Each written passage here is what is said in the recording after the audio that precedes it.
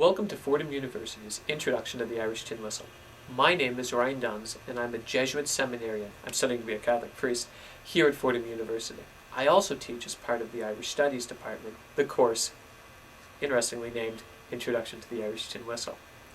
In order for you to take this course from home, I would invite you to buy a Generation nickel-plated key of D tin whistle. It sounds like a lot. The main point here is that you need to have a D tin whistle.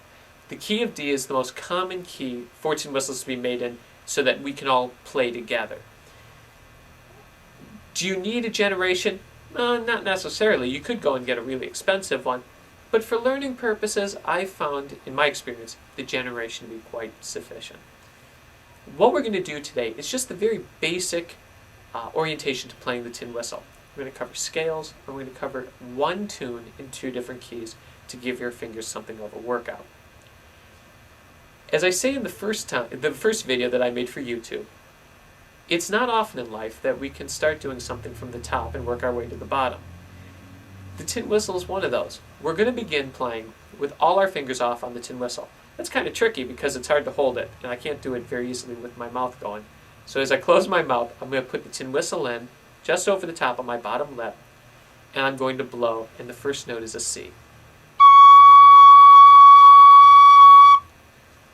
The next note that we play is produced by putting my left finger down, my left pointy finger, on top of the first hole. That's a B.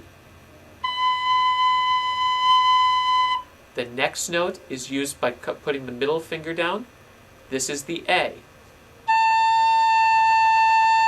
Our next note is G. Now we don't use our pinky finger. Let that kind of float up above the top. We're going to go to our pointy finger on our right hand to make the F. Our middle finger. That makes the E. And we put all our fingers down for the D.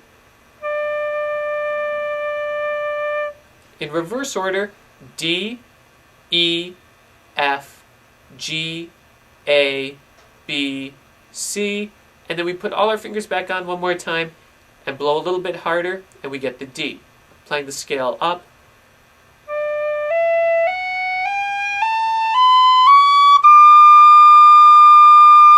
You'll note that I leave my top finger off when I play that high D.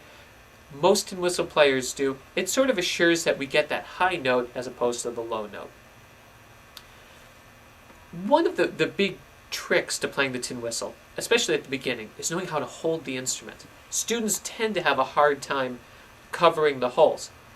The best thing to do is to note that on your fingers, they're made for the tin whistle. They're kind of fatty at the tips.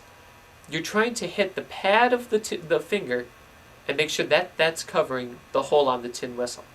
Also, unless you have arthritis, you should not be playing with your fingers up like this. It's not like witches' fingers. They need to be relaxed, pushed down a little bit. It'll take a while for this to become natural to you, but you want your fingers to be sort of flat. What I want to do now is show you a quick exercise using a very common tune, Mary Had a Little Lamb. We're going to play it using only our left hand the first time, and then using our right hand the second time. The first time, the key of the tune is in G. I know that sounds scary right now because you don't know keys. That's all right. And the second time, we'll do it the key of D. Key of G, we're going to start with our finger, one finger on the tin whistle on the B.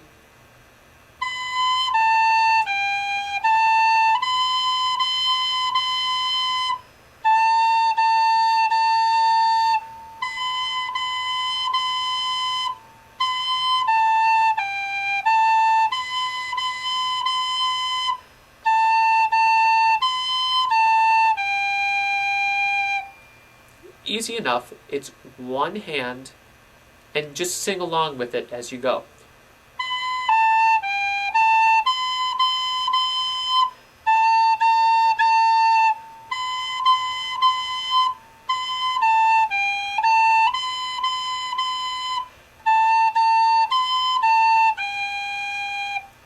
Now we're going to keep these fingers covered. We're going to keep those holes covered with these fingers, and now we're going to use our right hand. So take your right hand, and we're going to start with the F, using our pointy finger.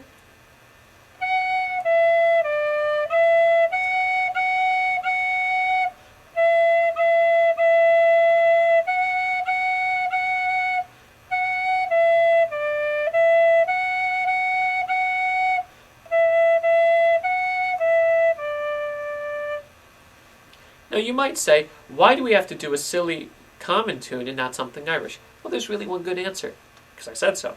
The second good answer is, from a teaching standpoint, this tune is great for making sure that you cover all the holes on the whistle. If one of your holes is kind of not covered, it's going to squeak. Which one is not covered? It's my middle finger that's not covering the hole properly.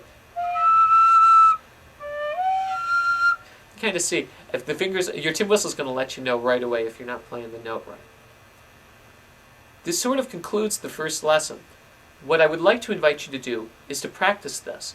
Go back over the Mary Had a Little Lamb, first on the left hand, and then using the right. Key of G, then the key of D. Become comfortable with this tune before moving on to week 2. We will build each program off of the previous week. So there's no prerequisite knowledge. This is the first lesson. It is only through gradual, step-by-step learning, taking our time with it, struggling with the music, that you will begin to cultivate a sense of your place in the Irish tradition.